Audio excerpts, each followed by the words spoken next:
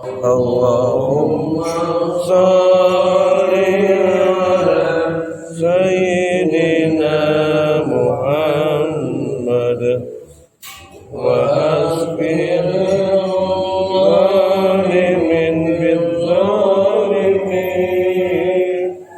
Allahumma sholli ala Sayyidina Muhammad wa asbil zalimin bizzalimin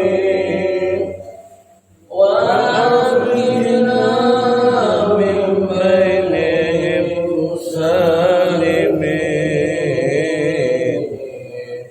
wa ala alihi wa sahbihi ajma'in.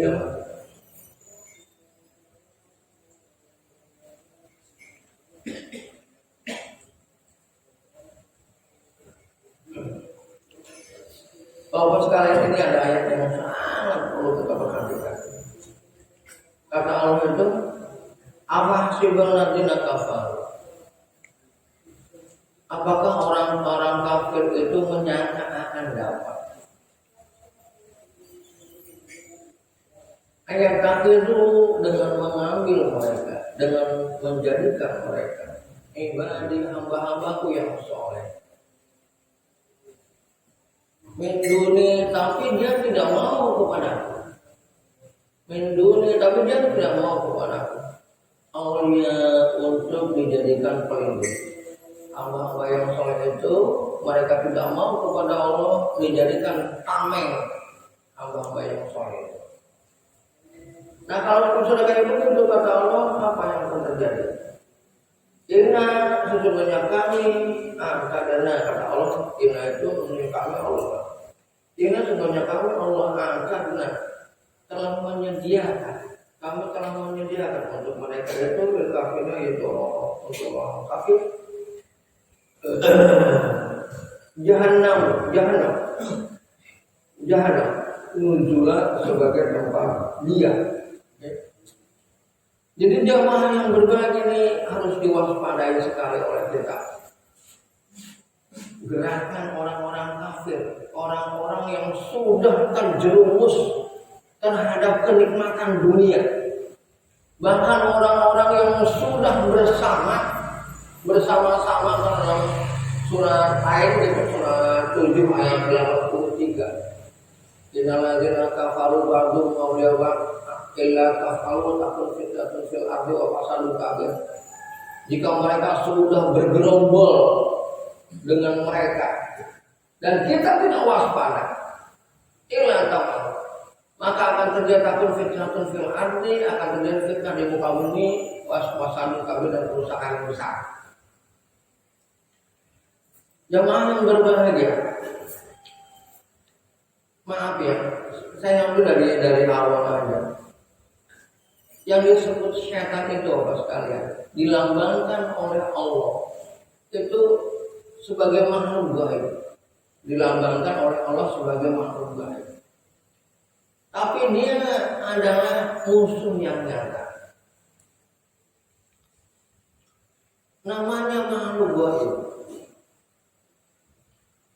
Seakan-akan dia tuh paham dengan kita, kenal baik dengan kita, bagaimana cara menghadapi kita, tapi kita tidak pernah kenal dengan dia, kita tidak tahu dia, dan lain sebagainya. Ini simbolnya.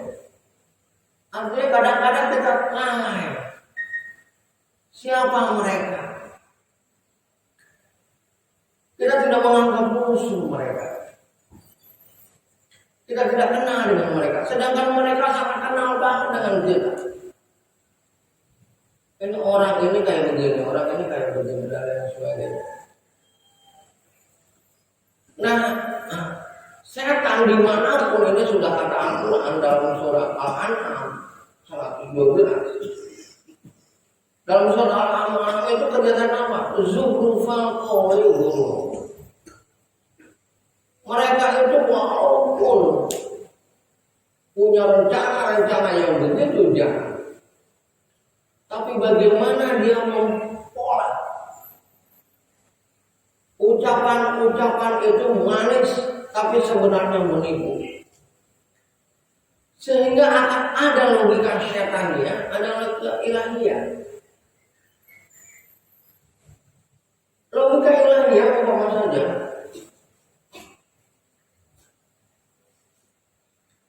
Bahwa setiap manusia itu harus menjadi orang baik. Orang baik yang sebenarnya baik. Bahkan yang sebenarnya harus menjadi sebuah analisa. Kita harus husnuzon kepada semua orang. Harus berbaik sangka kepada semua orang. Akhirnya karena perbuatan baik sangka kepada semua orang itu, ini yang menyebabkan kadang-kadang kita lalai. Kita lalai. Kita ini seringkali menyamaratakan semua orang. Semua orang kita anggap semua sama. Padahal kadang-kadang di keluarga aja, itu di keluarga kita itu ada anak umpama yang inginnya enak aja. Inginnya enak gimana dia bilang. Ada orang tua tidak mengindahkan orang tua. Bilang perlu yang kerja orang tua. Yang penting kalau gua masuk rumah udah ada, rumah itu milik gua. Gua mau pakai, gua seakan-akan gua mau buka pintu selamanya kayak. Kalau masuk nggak gua tutup lagi kayak. Seenak dia. Yang kadang-kadang kita konflik. Padahal itu urusan kecil, urusan rumah tangga. Urusan rumah tangga itu ada yang kayak begitu. Namanya analisa konflik akan ada. Apalagi ini dalam skala Islam itu semua agama yang rahmatan lil alamin. Jadi jemaah yang berbahagia, siapa yang merupakan musuh kita? Yang kalau bahasa Al-Quran itu kerjaannya setan itu yuwas fi sudurin, membisikkan ke dalam dada manusia. Sehingga kita berkata ini benar nggak yang orang yang ngomong? Ini kita perlu ikutin kan nih? Akalnya benar dia kan? Jadi terkadang kita menilai orang benar itu yang mana? Siapa? Kita anggap ini benar loh, logikanya benar. Tapi tahu nggak yang dipakai, yang digunakan oleh dia adalah zulufan polibu. Ucapan-ucapannya manis, indah. Tapi sebenarnya di balik itu ada racun berbisa. Ada bahaya yang luar biasa. Kita sudah punya pengalaman jemaah yang berbahagia. Bagaimana kita dijajah 350 tahun oleh Belanda.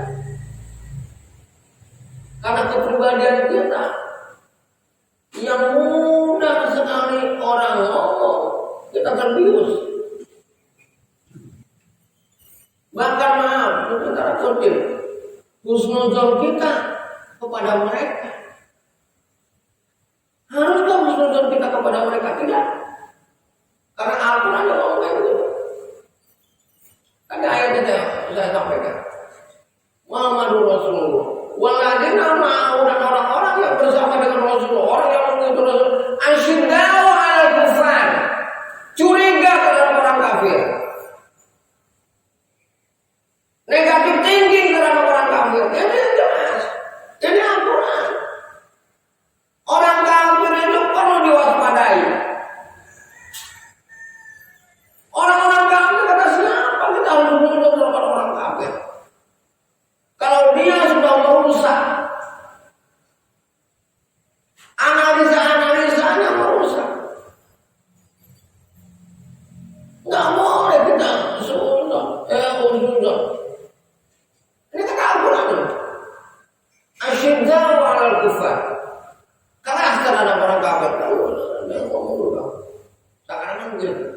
Ada program apa kamu? Tujuannya apa kamu? Seakan-akan gitu. Ya ayyuhalladzina amanu in ja'akum fasiqun bi'nabain fasik. In ja'akum fasiqun bi'nabain fatabayyanu an tusibu qauman bijahalatin fatusbihu 'ala ma fa'altum nadimin. Hai orang yang beriman, jika datang orang fasik, orang yang mudah dirayu oleh harta, orang yang mudah dirayu oleh kedudukan, orang yang mudah tergiur oleh manisnya dunia, datang menyampaikan kabar kepada kita, fatabayyanu, teliti sebelum penyesaan terjadi. Islam itu jemaah rahmatan lil alamin, untuk memberi rahmat yang untuk sekalian alam. Sekarang contoh, kalau kita membaca sejarah, ternyata Khalifah Rasulullah Shallallahu Alaihi Wasallam beserta khalifah-khalifah selanjutnya, tidak ada sistem yang lebih baik selain sistem khalifah. Tidak hanya diakui oleh umat Islam, tokoh-tokoh dunia, orang-orang Kristen, orang-orang Yahudi dan lain sebagainya, itu mengakui bahwa sistem yang terbaik adalah sistem khilafah.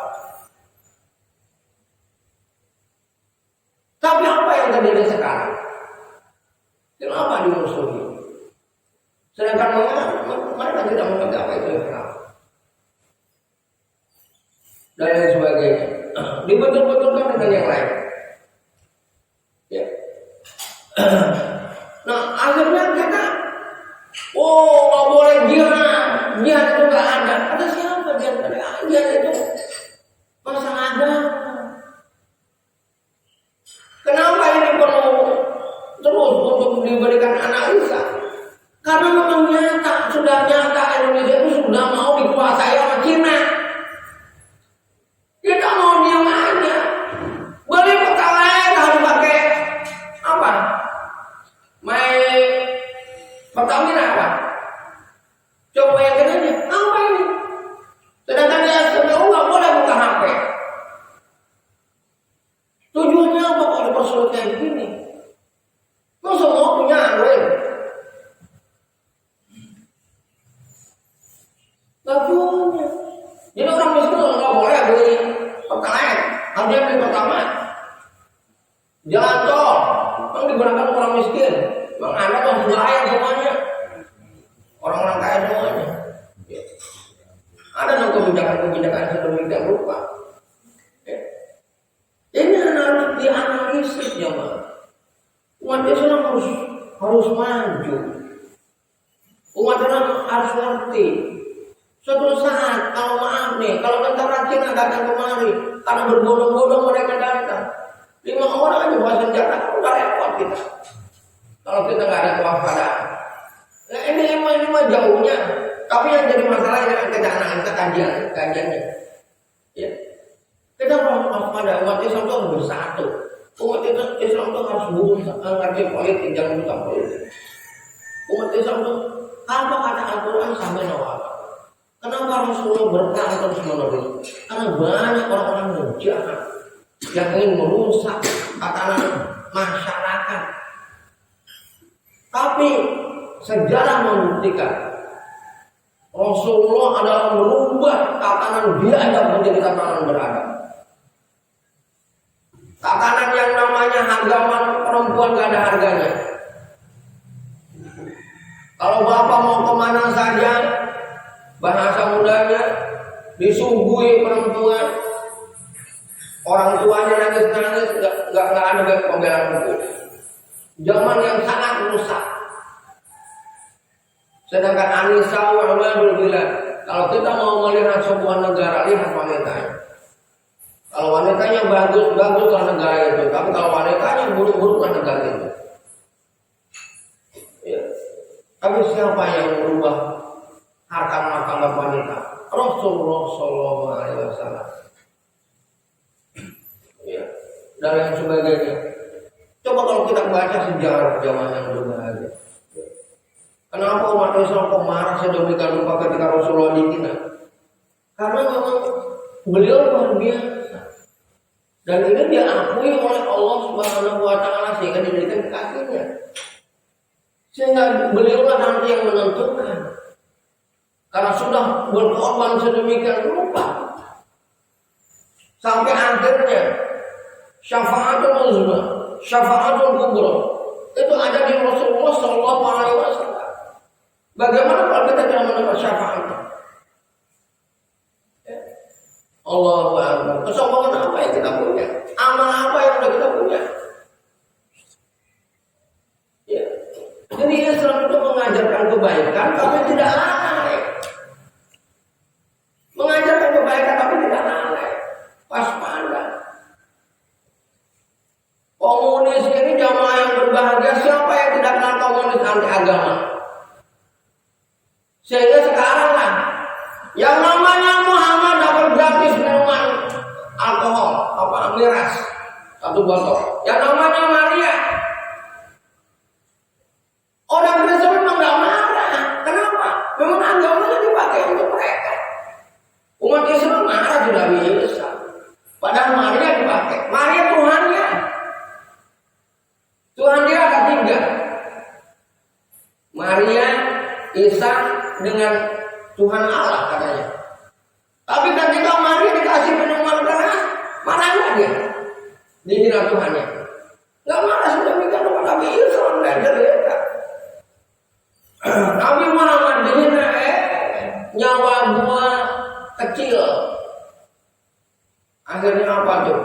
Banyak kejadian di India tuh. Siapa pengikut yang menghina Rasulullah digolong oleh umat Islam, walaupun umat Islam diintimidasi dan mereka langsung disiksa luar biasa, nggak takut Pak, langsung digorong gitu. Dia pura-pura datang untuk keperluan ini, nggak tahu dia udah menyiapkan, jadi manusia digorong oleh mereka. Dia takut dia apanya silakan. Nyawa saya nggak ada apa-apanya, saya mati untuk agama. Nah begitu. Ya. Umat Islam itu harus betul-betul membela kebenaran, harus betul-betul membela kebaikan. Ya. Ketika tidak baik, terjadi hal-hal yang tidak baik, Islam harus mengerti ini sudah tidak benar, sudah tidak baik ini. Ya. Dan lain sebagainya. Ya. Jadi begitu.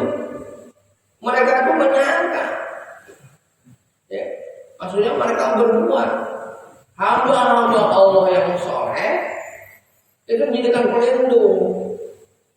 Akhirnya apa? Akhirnya dikafir mereka.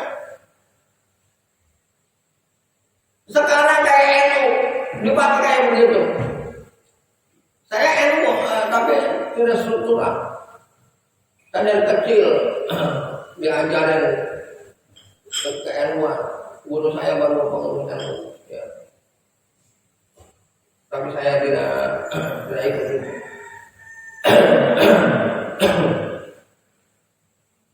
Ya tapi apa? Tokoh-tokohnya nyeleneh, gereja dijagain, ulama nggak dijagain, masjid nggak dijagain. Allah Akbar. Terus MTQ joget-joget. Allah Akbar, nyanyi-nyanyi joget-joget. Allah Akbar, ini gimana ini? Ya. Jadi ini saya sampaikan Pak, artinya Islam itu sudah mengalami sedemikian rupa. Kita udah kadang-kadang saya berpikir, anak kita kapan kita didik untuk memahami agama ini aja udah susah. Sekarang pola dibuat sedemikian rupa. Sekarang gini aja dong Pak, lihat TV-TV kita, adakah untuk mendidik anak? Kan tidak. Untuk hiburan semua. Untuk hiburan semua seakan-akan begitu. Jadi generasi kita mau diajak kemana gitu. Ya. Jadi hamba-hamba yang soleh itu Pak digunakan apa? Ya supaya umat Islam tidak menyadari bahwa kondisi Islam sekarang itu bagaimana. Sulitnya coba sekarang pandemi seakan-akan belum selesai, harga udah pada tinggi. Harga udah pada tinggi. Semuanya pondok wajib pakai BPJS. Bahkan ketika daftar BPJS itu diberikan surat teguran kita. Jika seminggu tidak mendaftarkan seluruh pekerjanya, maka kita akan melakukan tindakan keras. Apa ini kan? Mereka survei ke bawah, mereka tahu tidak kondisi sosial. Kita suruh semuanya pekerja di Alfa itu ikut BPJS, ya dan lain sebagainya. Nah ini kan repot kita. Jadi rakyat terus dihisap darahnya, ekonominya diambil terus. Disuruh. Sekarang kita masih bisa makan, bisa apa? 10 tahun kemudian kalau kondisi ekonomi kayak gini terus,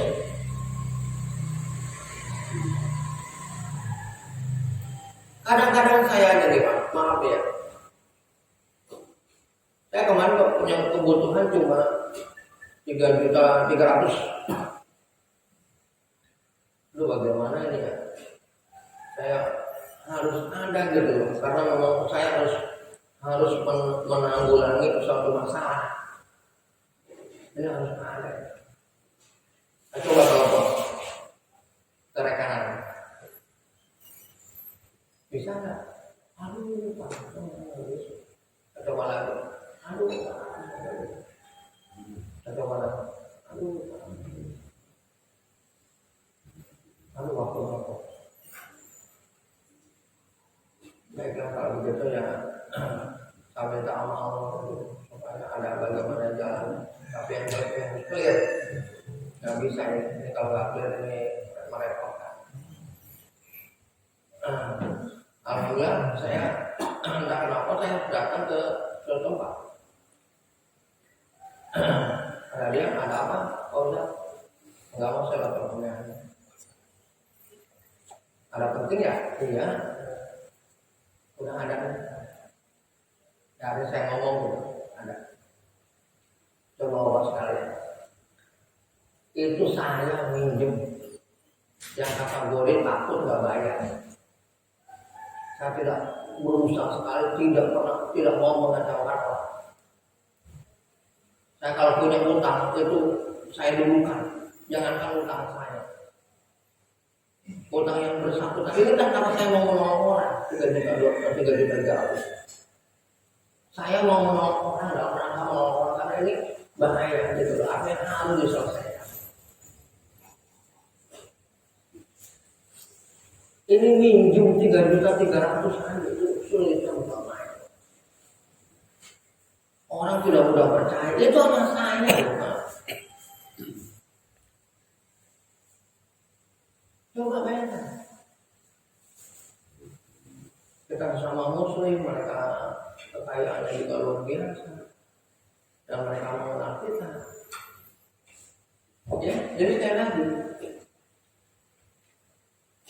umat Islam harus persaudaraan harus dipertinggi, Bahkan kalau bisa masjid ini menjadi lembaga Baitul Mal. Kalau ada umat Islam yang dalam kekurangan, segera kita atasi. Itu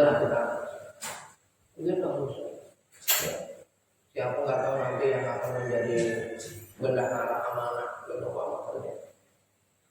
untuk supaya orang percaya kepada masjid ini siap membantu umat Islam sekali ini ketika ada masalah-masalah.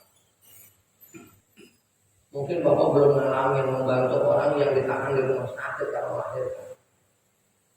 10 hari Pak ditahan di rumah sakit. Yang mereka ketika kita datang itu tidak mengerti bahwa kita datang itu sebagai laki, tapi dia langsung mau. Padahal kita juga belum tentu, karena saya hanya ngecek doang, belum tentu membantu gitu. Saya hanya ngecek doang, benar nggak ini informasi, surat-suratnya benar nggak kan? Cek ternyata benar, dan dia langsung keluarkan saya bilang gitu. Iya, tunggu sebentar. Nah, kalau surat jangan diperlakukan apa-apa, dan kantong KTP dan lain sebagainya apa yang dibutuhkan, saya keluar dari saya foto-foto lah dan lain sebagainya. Alhamdulillah. Coba gitu kalau kejadian di kita. Lebih baik tidak kejadian di kita, tapi kita siap bantu, Allah sudah tahu. Daripada kejadian di kita, kan itu. Jadi semuanya menjadi amal kita. Akhirnya perlu penggalangan, perlu dibuat masjid ini. Ya kayak begitu. Sehingga warga itu merasa nyaman, merasa aman. Di sini itu bisa. Ya, ini perlu. Masalahnya apa Pak? Kalau hal ini sudah terjadi, kita sudah melupakan Allah min duni selain aku. Dia tidak punya harapan kepada aku. Kata Allah inna a'tadna jahannama lil kafirina nuzula. Aku sudah siapkan kok jahanam untuk dia. Aku jahanam sudah siapkan untuk dia. Jadi Islam itu agama yang sangat peduli dengan sistem, yang sangat peduli dengan masyarakat, yang sangat peduli dengan orang lain. Nah ini harus kita pikirkan. Harus kita pikirkan. Ya, harus kita pikirkan betul. Jangan sampai kita selaku umat Islam hidup hanya demi kepentingan diri kita sendiri. Kerusakan orang lain kita sudah tahu. Bapak sekalian, ini mohon maaf, saya tidak sebutkan orang yang suatu saat mungkin Bapak takut kenal. Seorang ibu harus menanggung anaknya 3 orang yang suaminya maaf karena kutip seakan-akan gila. Sedangkan dia sudah tidak biasa dengan bekerja. Dia istilah kata pribadinya itu pribadi ibu rumah tangga cuek gitu. Hanya sekedar bisanya ngurus anak dan sebagainya. Ketika suaminya berbuat begitu, dia harus bantu setir, Pak. Ujian begitu besar bagi dia. Dia tidak mau minta, dia tidak mau diketahui oleh orang tua. Dia ingin tangani sendiri. Dia berusaha apapun dia jual.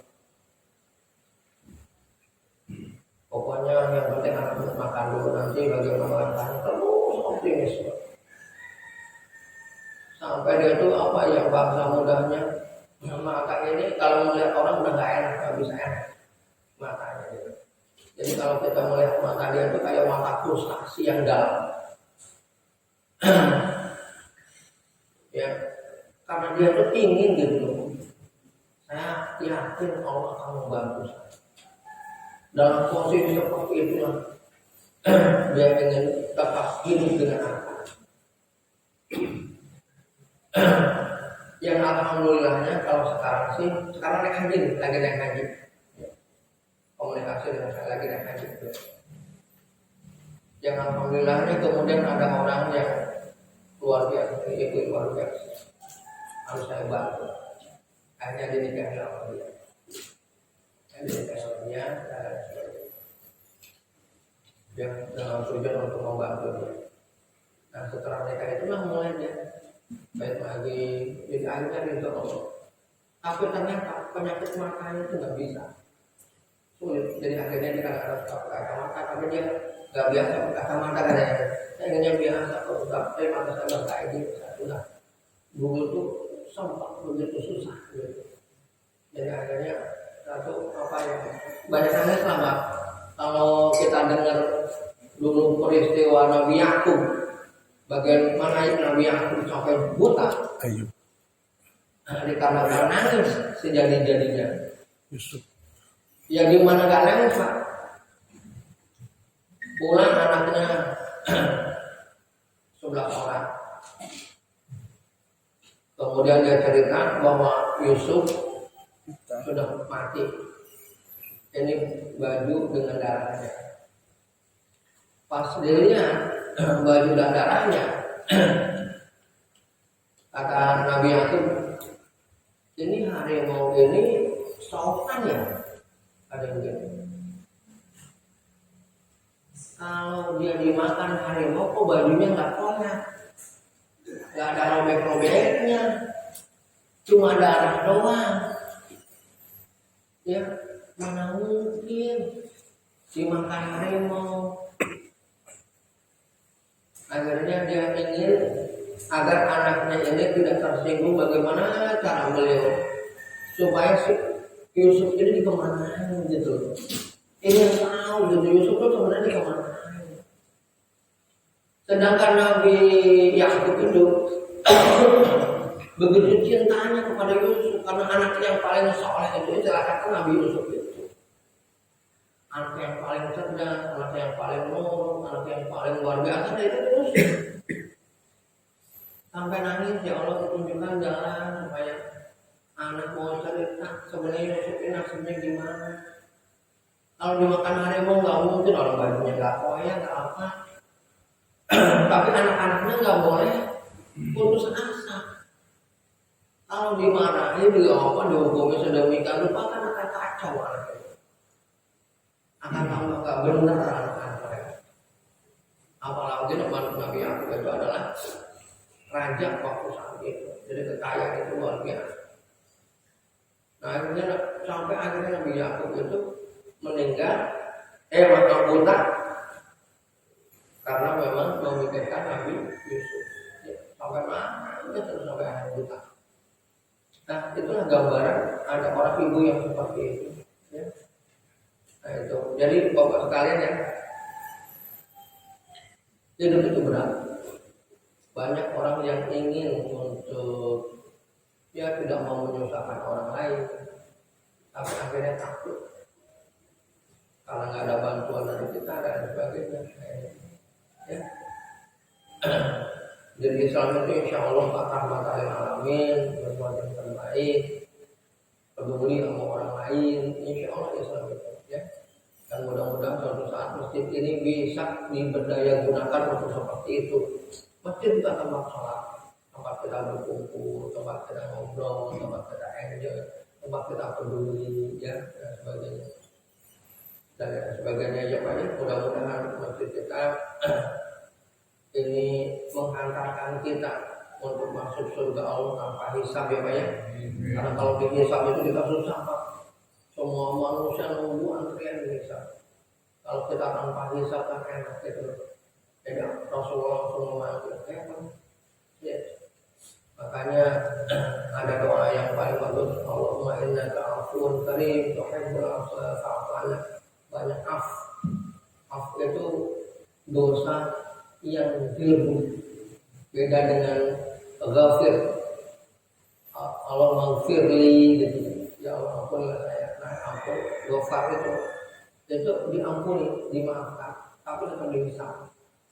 Tapi kalau afun itu tidak dihisab. Langsung nggak perlu.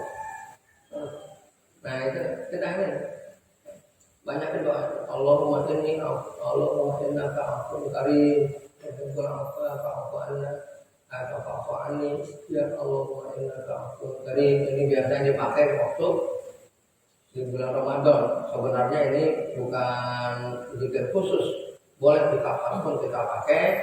Allahumma innaka afuwwun karim tuhibbul afwa fa'fu anni. Ya. Jadi jamaah yang berbahagia, mudah-mudahan Allah memberikan hidayah kepada kita semuanya. Mudah-mudahan ayat ini menjadi peringatan bagi kita, jangan sampai karena tergiur oleh harta, tergiur oleh jabatan, ya, iman kita gadaikan, jangan sampai. Ya, jangan sampai tergiur oleh harta, iman kita gadaikan, dan juga jangan sampai kita tidak yakin bahwa sebenarnya rezeki itu dari Allah Subhanahu wa Ta'ala. Nah, kita berkata baik jamaah yang berbahagia, bila taufik hidayah wal hidayah wal ampun itu, mudah-mudahan Allah mengampuni segala kesalahan dan dosa kita. Tadi saya cukup sekian, insya Allah kita